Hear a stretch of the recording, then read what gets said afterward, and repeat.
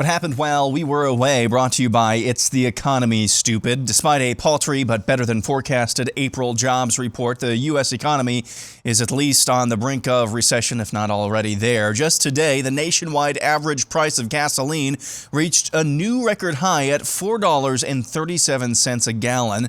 A year ago, the average price for gasoline was $2.96. The S&P 500, NASDAQ, and Dow Jones were all down over the last week, including a couple of those reaching new lows for the year. And Joe Biden says, "The bottom line is this. My top priority is fighting inflation."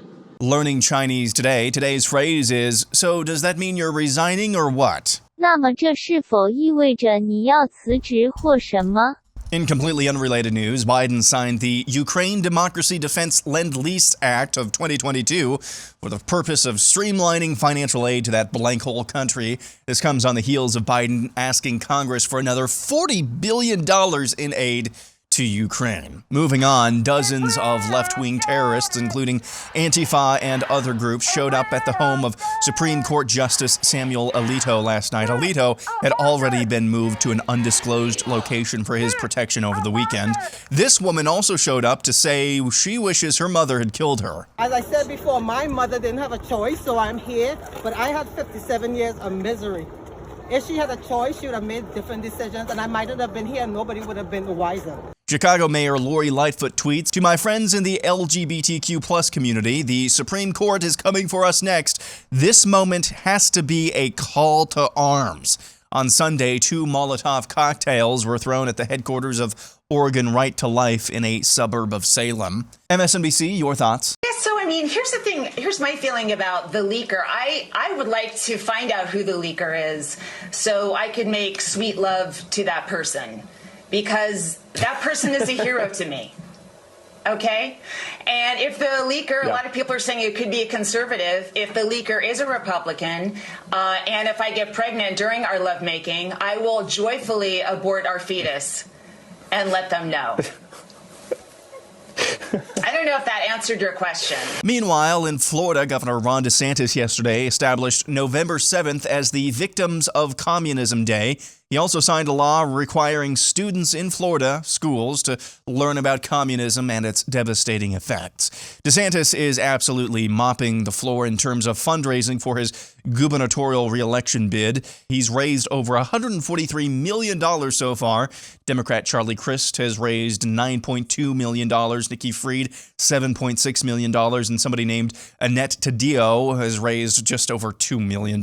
In other words, DeSantis is bringing a Moab to this fight, while his challengers have mustered a few cap guns. The Late Show on CBS has halted production after host Stephen Colbert showed signs of COVID. Yes, this Colbert.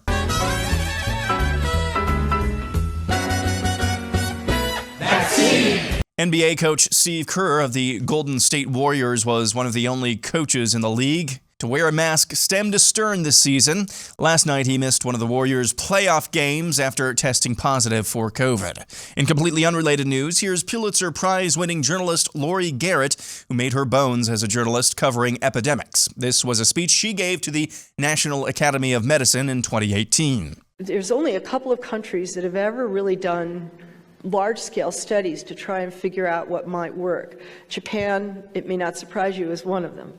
And they, in one of their large studies, they basically showed that the masks, it seemed like the major efficacy of a mask is that it causes alarm in the other person. And so you stay away from each other.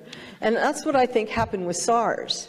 When I was in the SARS epidemic, I saw everywhere, all over Asia, people started wearing these masks, and it is alarming when you walk down a street and everybody coming towards you has a mask on. You definitely do social distancing. You definitely, it's just a gut thing. But did the mask really help them? Did the mask keep the virus out? Almost certainly not. This is Lori Garrett now, and here's what she has to say for herself. This was in 2018, before COVID-19, and I was speaking in the context of flu and SARS, neither of which is as devastating in airborne transmission as COVID, and I wasn't thinking of N95 masks, but of those loser surgical ones used by the public then. Still, masking is the same as social distancing. Here's Donald Trump at a rally in Pennsylvania over the weekend. With us are some friends of mine. They wanted to say, I said, don't come tonight. Let's go another time. It's pouring. Woody Johnson, a great gentleman. You ever hear of Johnson & Johnson? He owns the place. I tell you what, this guy's got cash like nobody's got cash. Johnson & Johnson. His incredible wife, Suzanne Johnson, whose family is very, very close, and she comes from Ukraine. So she has a little bit of a hard time with it, but she's an incredible woman. The retail store Target is partnering with a brand called Tomboy X during the month of June to sell chest binders and so-called packing briefs. And finally, this from the Babylon Bee.